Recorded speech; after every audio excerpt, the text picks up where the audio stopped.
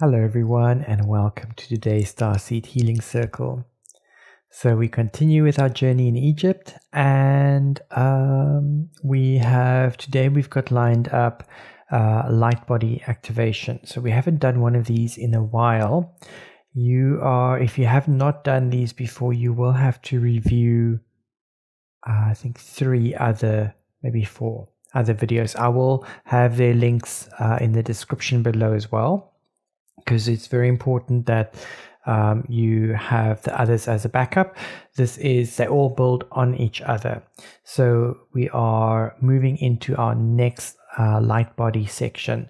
So we've done the foundation space, we've done the second one and the third one, and then we went into the Moomin, which is the filter, and today we're going into Ranthia. So very, very, very important. If you have not done the other ones, those are very important because they lay the foundation as we go into the higher points. You have to review those. So if you haven't done those yet, pause the stop the video, like go to one of the others. Really, the light body activation sessions, they can be done over and over and over, and it's something that you want to develop and work with, because what we'll do is we're going to work with the Ranthia today, and then we're going to go into another session where we're going to focus a little bit more on healing, using the light bodies and so on, because the more you work with them, the more you can activate them and make them some part of your life. Like I mentioned before, working with these ones, I have been working with light body activation meditations since 2007. And whenever I dive into them and focus on them and focus on the light body, psychic abilities and all kinds of things strengthen on my side, and I feel the benefits of them. So I can highly recommend them, but you want to go back and really do the first ones and work your way slowly through them. Okay, so let's have a look at our tuning today. We are tuning in with the Lightcode Activation for Saint Germain. So this is all about transformation and clearing. So just come into your center, come into your heart space, perhaps close your eyes and think about what your goal or focus is for today's session. What would you like to receive? What would you like to let go of? What would you like to manifest? What would you like to heal? Keeping in mind that we will be working with the light body activation. And so as we are stirring the energies up in a very new way, we are focusing still on your goal throughout the session. When you're ready, open your eyes, allow your eyes to gently rest on the light code, perhaps to find a point of interest, or perhaps trace the lines like it's a labyrinth for your eyes. No need to translate or understand or interpret. Just follow the lines. Think about your goal and your intention for today. Before we get into the healing for today, I want to take us on a little journey into Egypt again. Our journey starts in Kom Ombo. So this is the temple of Kom Ombo, or the temple of Sobek. And it's also a temple of Horus. So it's a combination of Horus as well as Sobek. As you can see from the image, this temple is right on the Nile.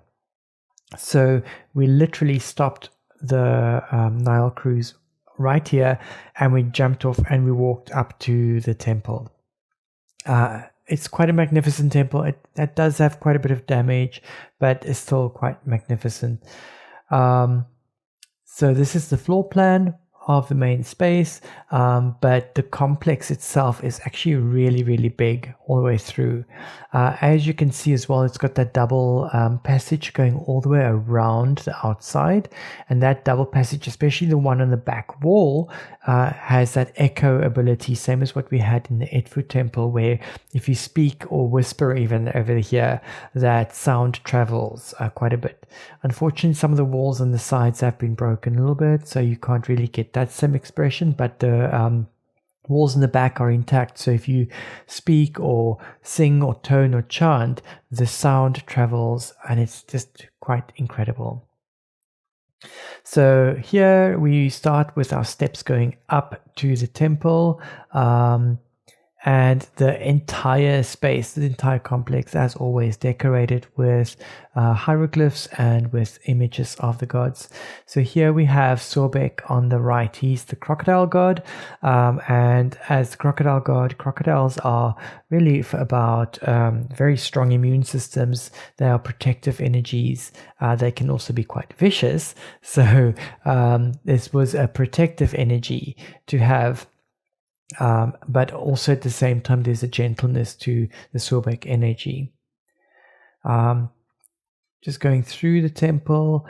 For this particular temple, I did not do too much with the Wands of Horus or the Crystal Skull or anything. For this day, they didn't really want to come out. There was a spot, and I'll get to that in a moment. Actually, there were two or three spots where we did a little bit of work. But yeah, just beautiful artwork on the walls. This is a younger temple, so just graphic wise and so forth, it's got a little bit more of a flair to it, a little bit more of a Roman Greek influence. Passages and all those are still in place. You've got your beautiful columns, but some of the external walls have been broken, unfortunately. My favorite, again, the vultures on the ceilings, and when you get to the doorways, that is Amun or Aten. So that is the sun disk with wings, and so as you walk under the doorways, you get that beam of light, and then you walk through and the vultures are picking up the negative energy. And this is like a lot of people were walking through the temple, and I pointed this out to people wherever I go, and all of a sudden they become fascinated by the tops of the temple, where before they were just sort of blindly walking around. I did speak to some tourists over here because they were looking up and looking at the vultures and going like, why are there so many vultures here? They kept seeing it and didn't understand what it was about. And so once I explained it to them, they were fascinated. Some more beautiful depictions of that. And then on the right hand side, this is the back wall, where if you speak or whisper or talk or sing, the sound travels. It is just actually quite magical. Even just whispering, the sound bounces from the walls. And so I was lucky enough to get to the space while there was no one else in the space. So I had a nice time in this section with a little bit of meditation and some light codes and some just connecting with the energies in the back. This is as you leave the temple on the side, and this apparently is the bath that Cleopatra used. So everybody knows that Cleopatra is known for her milk baths. Apparently it was goat's milk. And so you can see in the back wall there's a T shape. That's where the liquid or the water or the milk would have been poured through to fill up this whole bath up to the top step. So allegedly this was the bath that Cleopatra used for those baths. I'm assuming that this would have been under a roof and inside a building, and it would not be standing out in the open. But it is interesting whether this was used as her bath or not. It is interesting to see this. And I mean, obviously there was a building around this, but again, thousands of years ago, this would have been quite amazing to see. Those stones would have been polished smooth. Then off to the side, there is this well complex. There are two wells, and they are really, really deep. On the one well, there's a staircase going down halfway through, and it's on the other well, there's nothing. So this well complex, you can see the two wells. The one with the shaft and the stairs is on the left, and then there's the other well right next to it. Then just a little bit off to the side, there's a whole temple complex. Now this little temple complex, unfortunately, you don't have access to this, and also the triculum or whatever they call that, triculum or whatever. Those areas, these are closed off, especially the one that's off to the side where it says burial chamber. This little complex was used as an initiation complex, apparently for the high priests or the priests as they were going through their work. There's 2 entrances, one for male, one for female, and the burial chamber would be where part of the initiation would take place, where they would be buried for a certain amount of time. And according to the legends, the priest itself would not know how long they would be in there. So they would go through some rigorous training, meditations, breath work, etc., to get to the level where they needed to be to get into that particular chamber. One of the final tests that they had was that they were dropped into this well with crocodiles in it, and basically they had to swim through from the one well into the other well and go out. And the thing is that they were told that there were crocodiles in the water, and whether there was or not, I'm not sure. But there was apparently 2 ways that you can swim, and one way you would end up on the side of the crocodile, and the other way you would end up on a safe area. And so it was about really about endurance as well as strength and not feeding into the fear. There was another twist to the story, but I can't remember now how that turned out. But it was quite interesting, just energetically, to be in this space next to these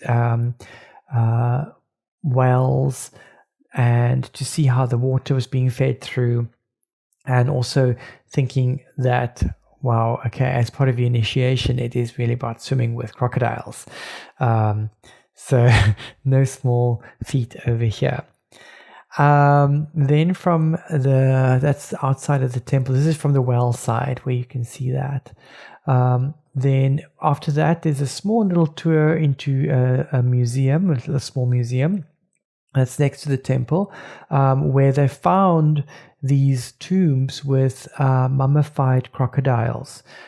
So these would have been the crocodiles that would have been swimming around in that space that they would have worshipped and looked after, that they bred from little hatchlings. And so this is basically the tombs of these crocodiles. So you can see on the left side, there's this stele, and behind that's sort of like a door or a seal to one of the tombs. Behind that would be a crocodile that was laid in there, mummified. So this whole space is filled with that. Then you can also see on the right-hand side, there's a stone stele with also the crocodiles on top. There's actually 2 on there, and you could go around, and there was beautifully inscribed hieroglyphs on that.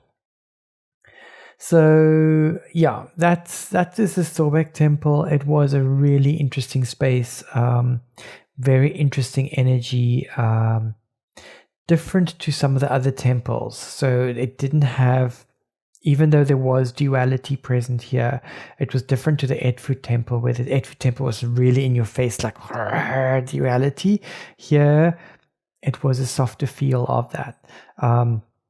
It was quite an emotional temple for me for some reason. It felt emotional, so there was a lot going on, but more of an introspective, quiet, going within emotional, not like crying, go crazy. Although there were some other people experiencing more of an external energy around that. But for most part, I think all of us had a peaceful time in this temple. Okay, so now we're going to move into our work for today.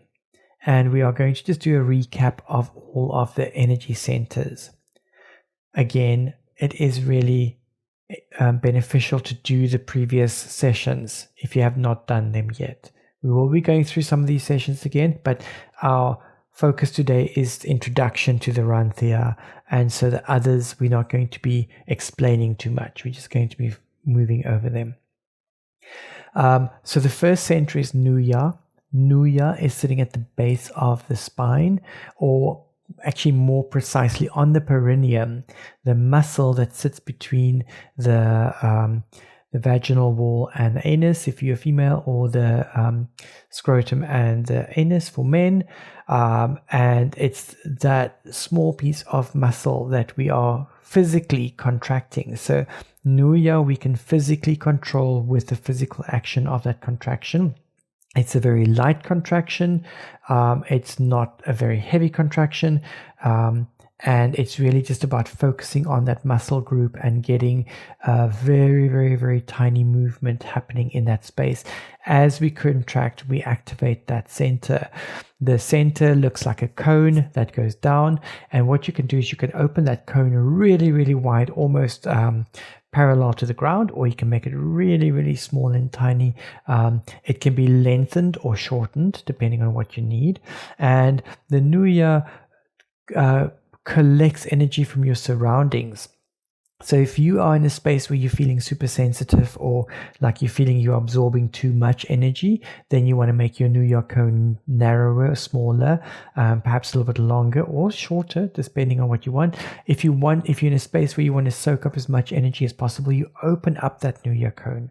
So this is really beneficial for people who are empaths and who are very, very sensitive using Nuya. The next point is Dinya, and Dinya is roughly in this area where your ovaries would be if you're a female. If you're a male, obviously you don't have ovaries, but it's in that same area. So there is a muscle group that you can very gently contract. It does take a little bit of practice for men. For women, it's a little bit easier. There's 2 points here. They're really small, and basically what you want to do is you want to contract very, very lightly on those muscle groups. As you contract on those muscle groups, we have a sense or a sensation of, imagine you standing in some water and you're sending these sort of ripples or waves out in circular motion all the way around you as you do that. These waves can be high or the waves can be low. And what the Dinya does is it takes the information and energy that we get from the Nuya, and it harmonizes and balances it and finds a way to integrate it into the system. Next point is Liao. And Liao sits just underneath the sternum. There's 3 points there. This is one where, so it's just in the soft part of the tummy, just underneath the ribs. There's 3 points, and you're basically going to see them like 3 marbles. And each marble is going to spin around its own axis, and then the 3 marbles are going to be spinning around each of their axes. From this point on, we can't really contract the muscle group to activate this, so you have to use your imagination. Do your best. However you perceive this. Perception can be visual, it could be a sensation, a knowing, a feeling, a sound, a smell, a taste, whatever, however you perceive this. As we spin these points, these marbles around each other and around their own axes, it creates a rippling effect that ripples. So then the Dinya wave that we had, it ripples and excites that. So what it does is it excites the energy to raise that up, to wake it up, to raise the frequency of it. So we go to Nuya, we pull in energy, the Dinya harmonizes and balances it, the Liao shakes it all up and it activates it and it makes it all nice and strong and powerful. And then we've got the Mumen, which is technically not a energy center. It's sort of like an intermediate center, but I feel that it's quite important still. This is over the area where the diaphragm would sit, and it forms this filter that filters the energy through to the upper centers. So whatever we receive from the lower centers is then filtered through the Mumen and into the higher centers. And the important thing here is that it filters what you want and what you don't want. So you have some degree of control over what is filtered here. If you don't want something, you can literally say that I don't want that, and that will not be filtered through. So it'll only filter through energy that is for your highest good. And then our new center that we're working with today is the Ranthia. So the Ranthia is this circular space that sits on the same area where the heart chakra would be sitting. And it's going to look almost like, I think the best way to describe it is one of those revolving doors. Like, let's say you go to a bank or a building where they've got this door that sort of rotates around. So it's four squares or rectangles that are rotating around a central axis. This is the best explanation of how this energy center looks. And so as it spins, it's actually going to be spinning the energy. And we are going to be introduced to the Ranthia today, and we're going to be exploring the Ranthia. The Ranthia is one of the important centers that we're going to keep coming back to as we move up in our light body. So yeah, I think that is it that we need to know for now, and we are going to dive into our healing session now. So I want you to get comfortable, nice, slow, deep breathing. You want to find a easy seat, a nice, comfortable seated position or a reclined position. Your spine straight if you're sitting, feet on the floor or feet crossed. And nice, slow, deep breathing.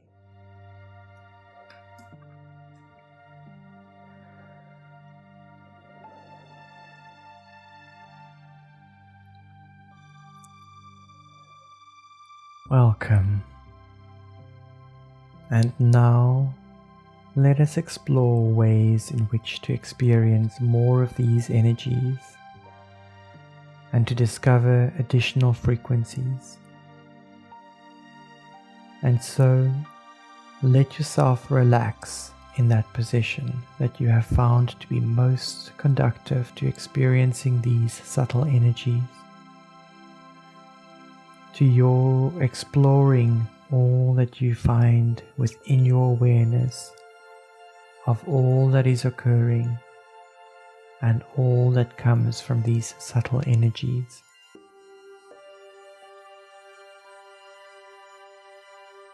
Now, as you continue to relax, let yourself follow on these patterns of the Nuya, Dinya, and the Liao. Use them to enhance your experience. And as you follow upon your experience, remember that it is that experience and being that experience that you are after. So if our instructions go on a bit longer than you need, that is fine. You will hear those instructions that you need when we reach additional frequencies. Enjoy now. Nuya.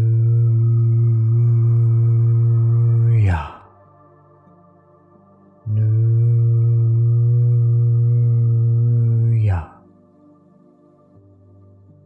Nuya.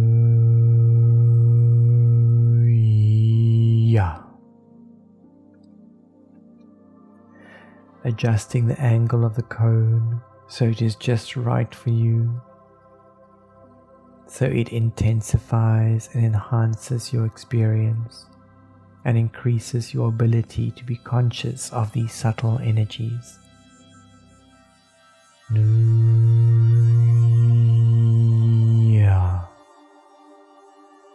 Nuya.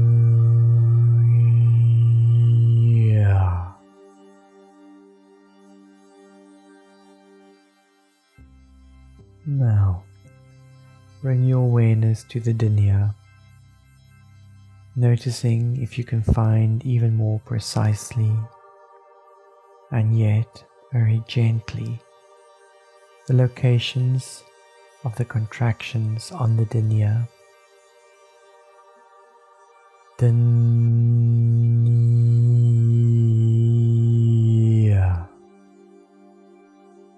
Dinya.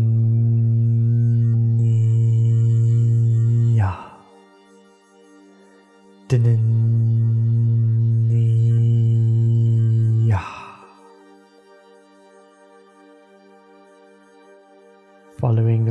waves out as far as you can in your awareness, as far as you can.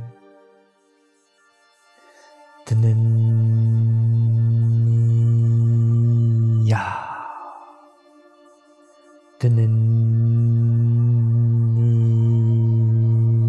Ya.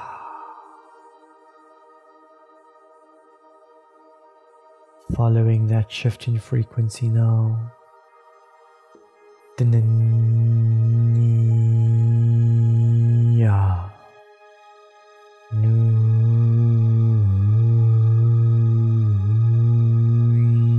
Ya. Using these two centers together now, bring your awareness to the liao, making the contractions on the nuya and the dinya gentle and soft, just as often as you need. And perhaps that will not be very often, as your awareness is drawn more and more to your experience. Just being that experience now. Liao.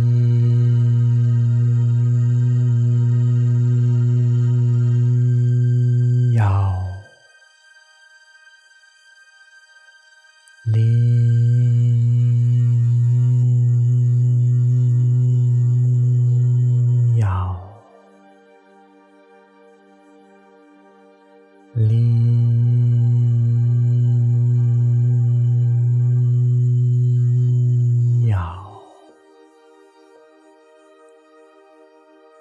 Remember to hang on to the rotation of these spheres as long as possible, through as many intricacies as possible. Liao.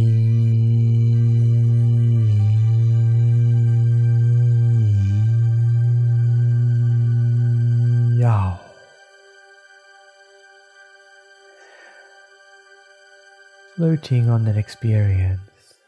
Let yourself be that experience. Floating, floating, being that experience. Perhaps doing a long and slow contraction on the nuya to enhance that experience.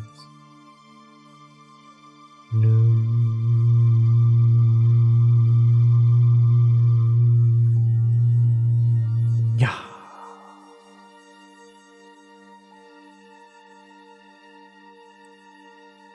Now, bring your awareness to an area just above the liao, a dome as it were, over the liao, in the same area of your physical body as your diaphragm, just at the base of the rib cage, in that V and the notch in front. A dome, a curved plane of energy, capping as it were, covering the liao, extending out and away from the body a few feet. A plane of energy, a plane that will let all the energies that you want to pass, and only those frequencies. And as you experience that floating feeling, let all the lifting and harmonious frequencies pass through the dome. Movement.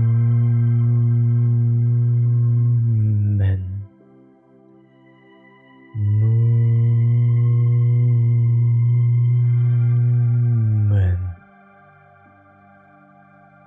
Movement.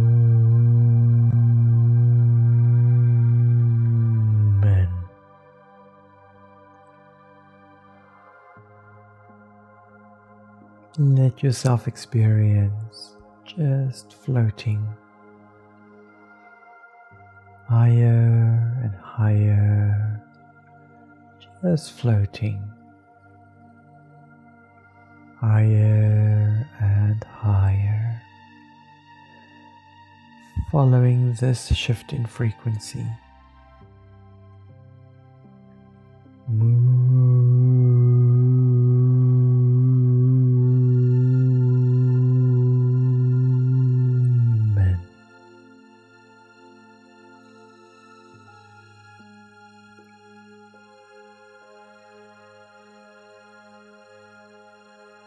Good.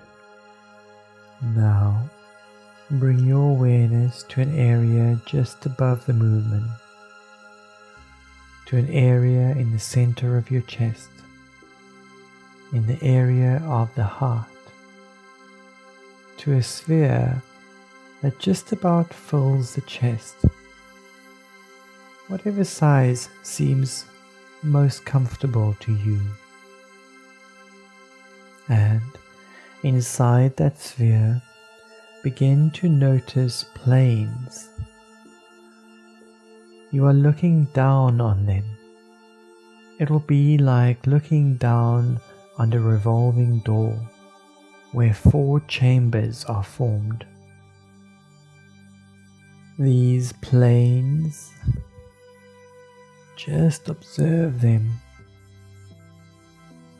You may notice that they begin to rotate slowly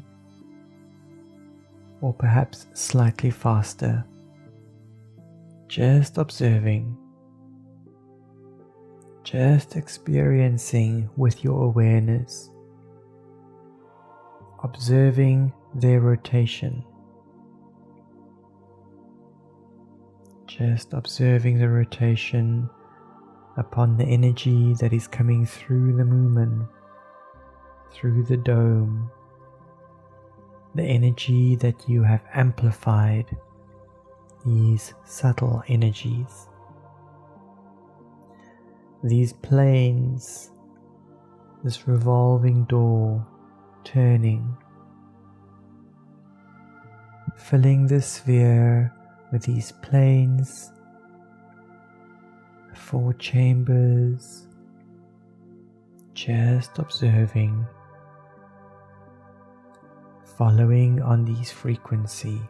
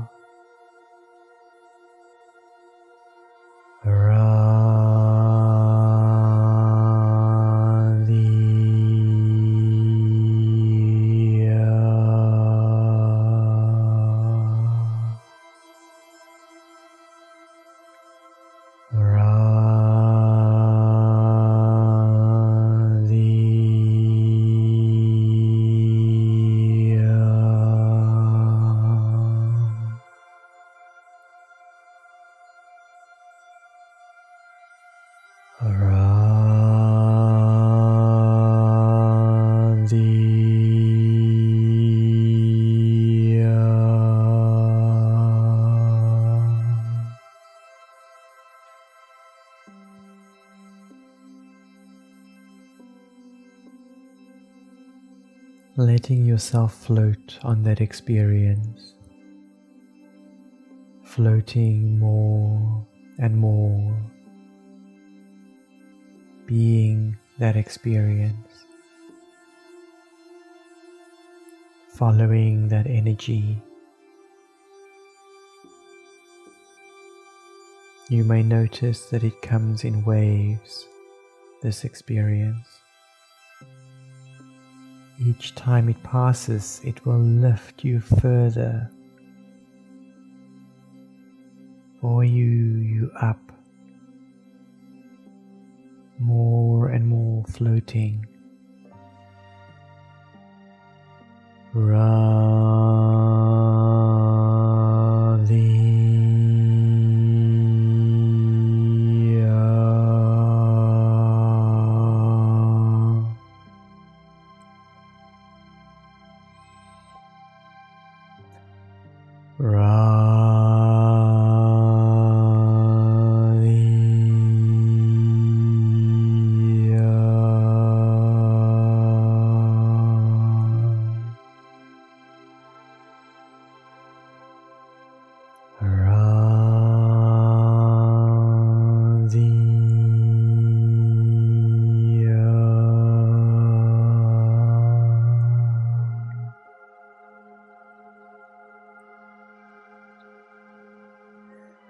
Just being that energy,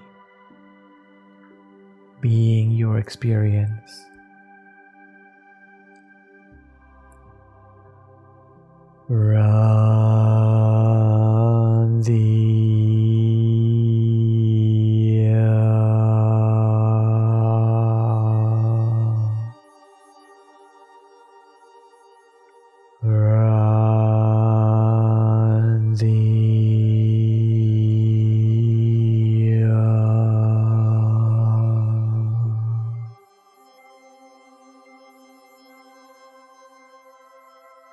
Now, letting yourself relax even more, noticing all the ways that this energy buoys you up, carries you on new experience.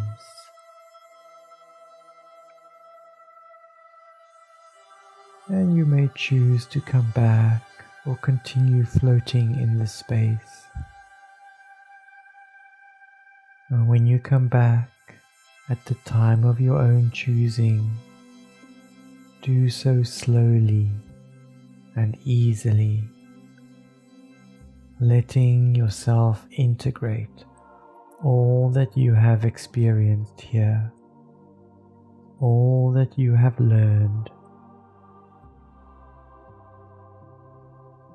Slowly and easily, when you choose, taking your time, and with that we bid you a most pleasant journey.